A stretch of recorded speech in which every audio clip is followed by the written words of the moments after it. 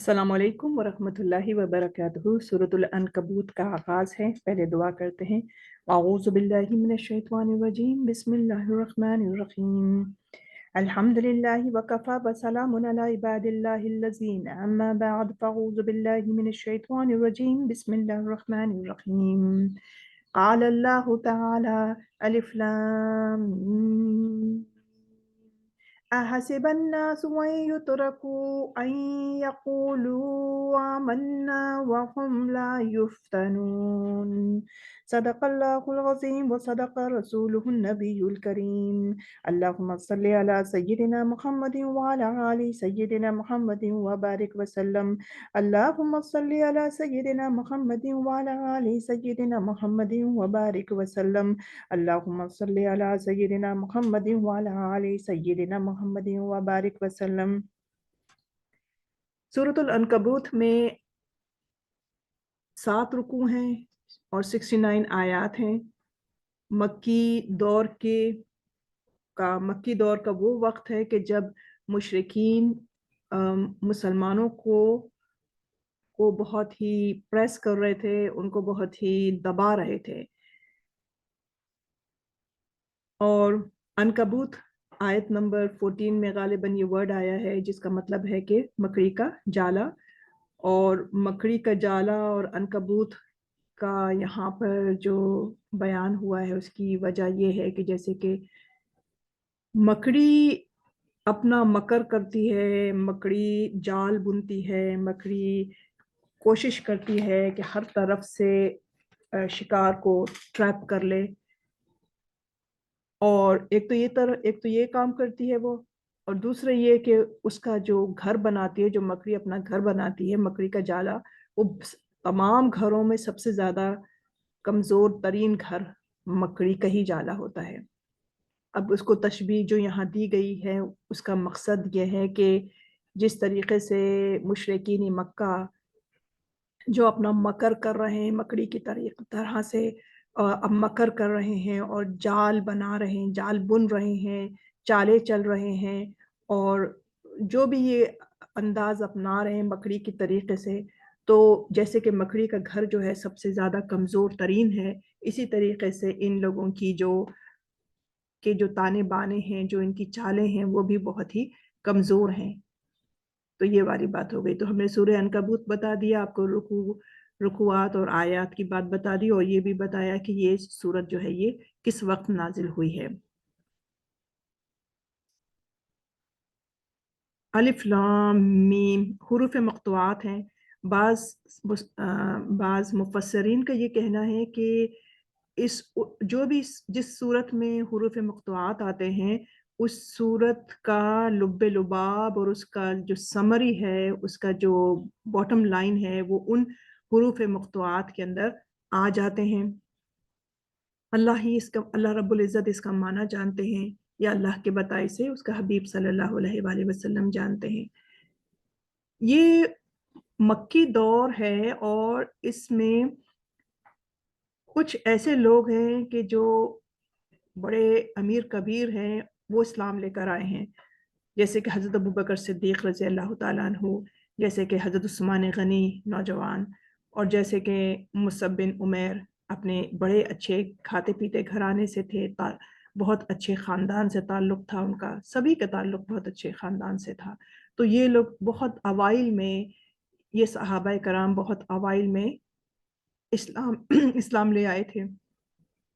इसके अलावा कुछ ऐसे भी सहाबाए कराम हैं जो कि ग़ुलाम थे, जैसे कि हज़रत बिलाल हबशी को देख लें। अच्छा, ग़ुलाम का मतलब क्या होता है? ग़ुलाम का तो ये कि उसकी ज़िंदगी, उसका चलना फिरना, खाना पीना, उसकी हर चीज़ जो होती है वो जो उनका जो ओनर है वो उनकी उनकी मर्ज़ी से होती है। तो ग़ुलाम तो कुछ सोच भी नहीं सकता, ग़ुलाम तो कुछ कर भी नहीं सकता बगैर अपने अपने हाकिम की या अपने ओनर की मर्ज़ी के बगैर। यहाँ पर उन्होंने इतना बड़ा स्टेप ले लिया कि हज़रत बिलाल हबशी माशाल्लाह वो इस्लाम ले आए।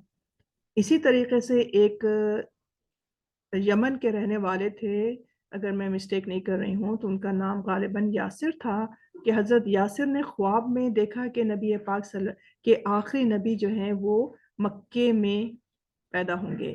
تو وہ یمن سے مکے آ گئے. اب چونکہ وہ باہر کے تھے، وہ تو یعنی مقامی نہیں تھے، تو ان کو حلیف بننا پڑتا تھا. اور حلیف کا مطلب کیا ہوتا ہے کہ جو لوگ وہاں رہ رہے ہیں ان سے ان کو ایک طرح سے معاہدہ کرنا پڑتا تھا کہ ہم تمہارے پرچم کے نیچے آ رہے ہیں، تمہارے امبریلا کے نیچے آ رہے ہیں، اور تمہاری سیکیورٹی کے انڈر میں ہم آ رہے ہیں. تو غرض یہ کہ تو جو حضرت یاسر جو تھے وہ یمن سے وہ آئے تھے، ہجرت کر کے آئے تھے مکے کے اندر. اور کیوں آئے تھے یہ بھی میں نے آپ کو بتا دیا، اس محبت کے اندر کہ انہوں نے خواب دیکھا تھا اس محبت میں کہ نبی پاک صلی اللہ علیہ وآلہ وسلم جو آخری رسول ہیں وہ اس جگہ پر پیدا ہونے والے ہیں یا آ گئے ہیں.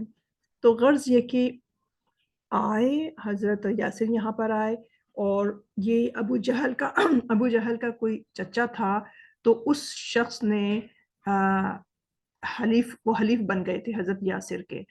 اسی طریقے سے ابو جہل کی جو لونڈی تھیں جن کا نام تھا سمیہ، تو آپ ان دونوں کی یعنی حضرت یاسر اور سمیہ کی شادی ہو گئی.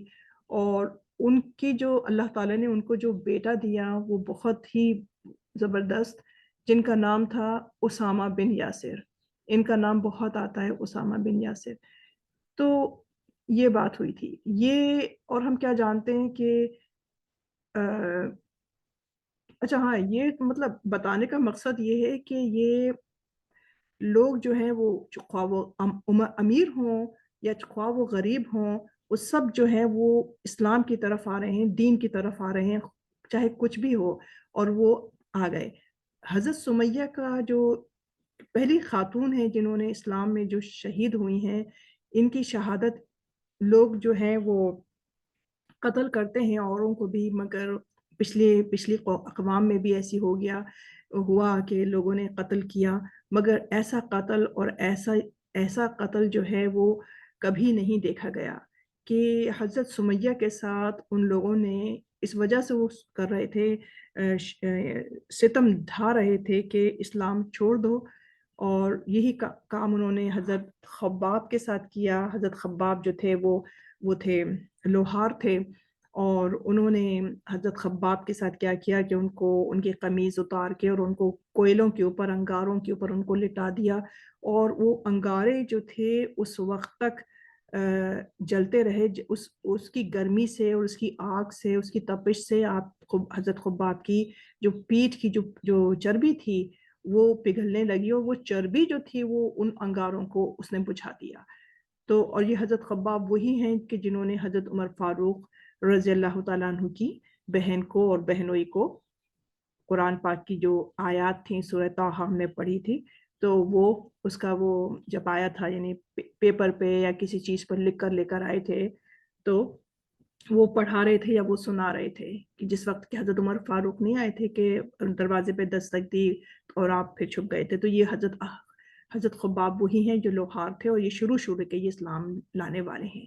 اور تو میں بتا رہی تھی کہ حضرت سمیہ کے بارے میں کہ ان کو کیسے ان لوگوں نے قتل کیا، یعنی کس طریقے سے ان کو شہید کیا کہنا چاہیے، کہ ان کی دونوں ٹانگوں کو دونوں مختلف ڈائریکشنز میں باندھ کر انہوں نے وہ جو نیزے تھے یا جو برچیاں تھیں اس سے ان کی جو چھپانے والے علاقے ہیں ان کے اوپر ان لوگوں نے، ان ظالموں نے ان کے اوپر مطلب ان کو تکلیف دی، اور آخرکار وہ انتقال کر گئیں، وہ شہید ہو گئیں.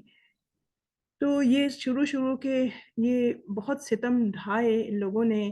اور تو یہ میں نے آپ کو بتایا کہ شروع میں جو لوگ اسلام لے کر آئے تھے ان کے ساتھ کیا کیا ان لوگوں نے کیا ہے. اور ٹھیک ہے، ہم شروع کرتے ہیں اپنی سورت کو. ہم نے ابھی پہلے آیت آپ کے سامنے پڑھ لی، حروف مقطوعات کا میں نے آپ کو بتا دیا کہ الف لام میم جو ہے یہ اللہ رب العزت اس کا مطلب جانتے ہیں. حسب الناس ان یترکوا، الف زبر کیا، حسب کہتے ہیں گمان کرنے کو، الناس لوگ، کیا لوگوں نے یہ گمان کر لیا ہے، این یترکو میں ہم کو نظر آ رہا ہے ترک کرنا، تا را اور کاف، میں اس کو پوائنٹ آؤٹ کروں، یہ رہا جناب، کہ ان کے یترکو، کہ وہ جو ہیں وہ چھوڑ دیے جائیں گے،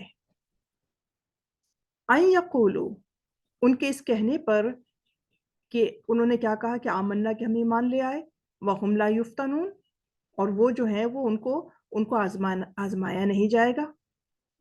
یہ مسلمانوں کی باتیں ہو رہی ہیں، یہ لوگوں کی باتیں ہو رہی ہیں۔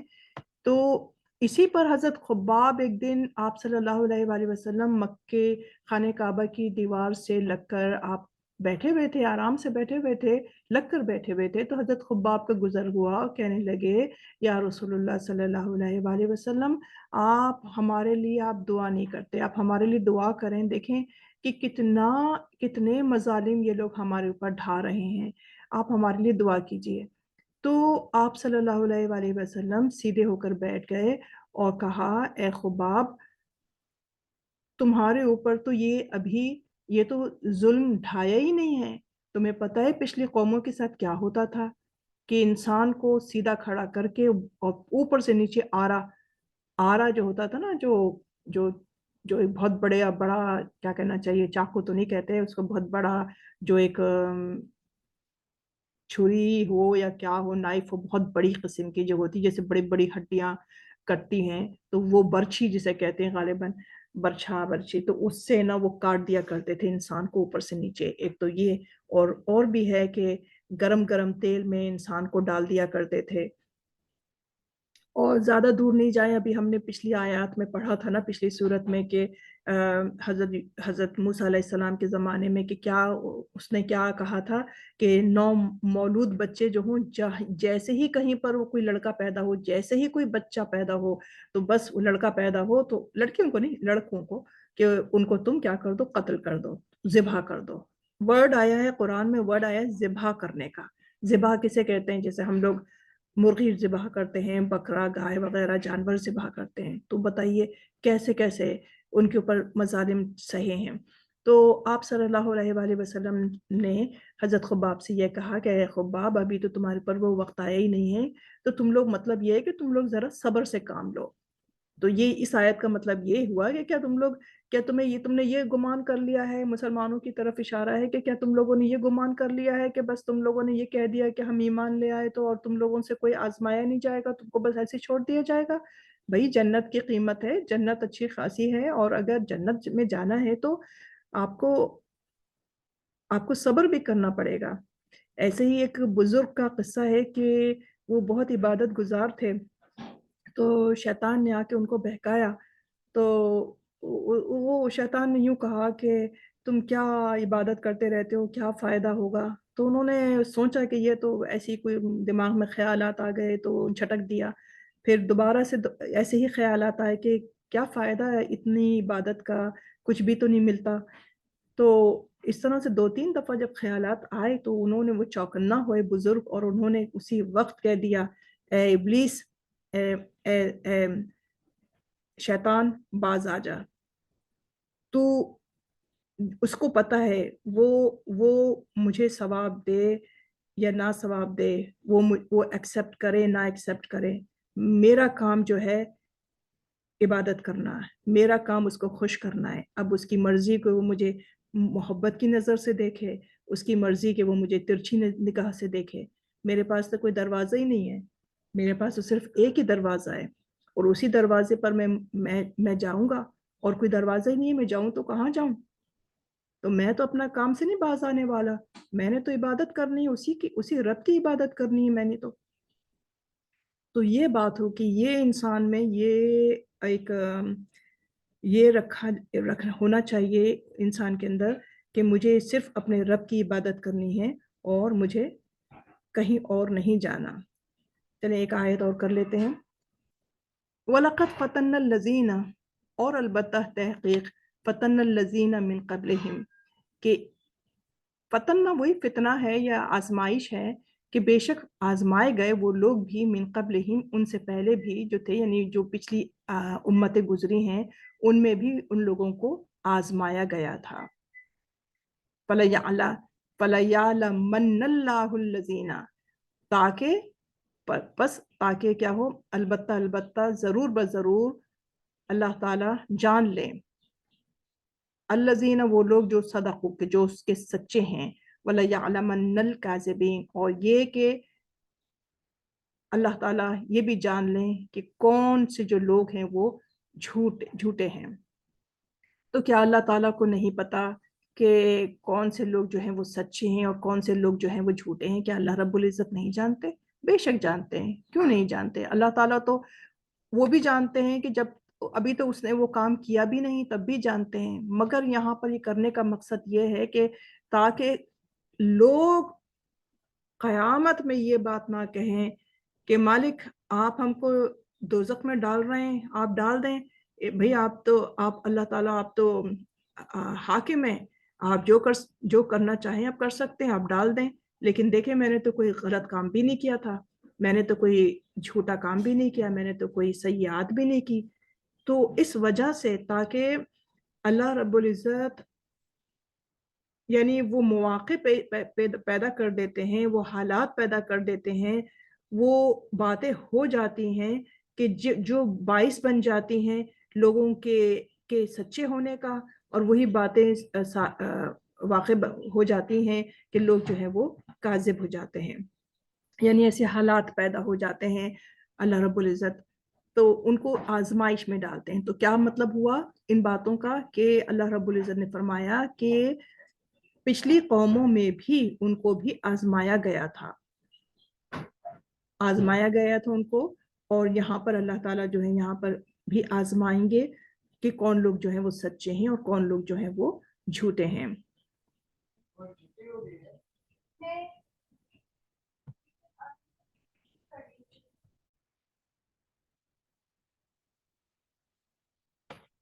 آیت نمبر 4 دیکھ لیتے ہیں. ام حسب الذین یعملون السیئات، ام کیا حسب الذین گمان کیا ہے، الذین ان لوگوں نے، یعملون السیئات، یعملون کہ وہ عمل کریں، سیئات ہم نے پہلے السلام علیکم. برے کاموں کو، این یسبقون یعنی یسبقون سے مراد یہاں پر یہ ہے کہ وہ ہم سے باہر بچ نکلیں گے، یعنی کہ باز آ جائیں گے یا بچ نکلیں گے اللہ تعالیٰ کی جو دسترس ہے اس سے وہ نکل جائیں گے. ساء ما یحکمون کتنا ہی برا ہے جو یہ فیصلہ کر رہے ہیں. حکمہ نظر آ رہا ہے آپ کو، ہا کاف اور میم، حکمہ سے مراد ہے کہ یعنی کہ فیصلہ کرنا. تو کتنا ہی برا یہ فیصلہ کر رہے ہیں. کیا مطلب ہوا اس کا؟ آیت نمبر 4 دیکھیں کہ اللہ رب العزت نے فرمایا کہ کیا یہ لوگ یہ گمان کرتے ہیں کہ جو یہ عمل کر رہے ہیں، جو یہ کام کر رہے ہیں، تو کیا ان لوگوں کو جو یہ لوگ کام کر رہے ہیں، تو یہ لوگ جو بھی برے کام کر رہے ہیں تو کیا وہ کیے جائیں گے، انہیں کچھ پکڑا نہیں جائے گا، انہیں کچھ کہا نہیں جائے گا؟ تو اگر ایسی ان کی سوچ ہے تو بہت ہی عجیب بات ہے، بہت ہی برا فیصلہ ہے. شروع کی جو آیت تھی یہ مسلمانوں کے لیے تھا کہ بھئی کیا آپ نے گمان کیا ہے کہ ایسے ہی آپ کو چھوڑ دیا جائے گا، کہ آپ نے بس کہہ دیا کہ ہم ایمان لے آئے اور بس آپ کو آزمایا نہیں جائے گا. اور اس کے بعد یہاں پر جو آیت ہے یہاں بتایا جا رہا ہے کہ جو لوگ مشرکین مکہ ہیں، یا یہ لوگ جو کفر کر رہے ہیں، جو مظالم ڈھا رہے ہیں، یہ سمجھتے ہیں کہ بس یہ ایسے کیے جائیں گے، انہیں پکڑنے والا نہیں ہے، ان کی جانچ پڑتال نہیں کی جائے گی، ان کو بس یوں ہی چھوڑ دیا جائے گا. یہ تو بہت ہی غلط کام کر رہے ہیں. یہاں پر ہم آیت نمبر 4 پہ اکتفا کرتے ہیں.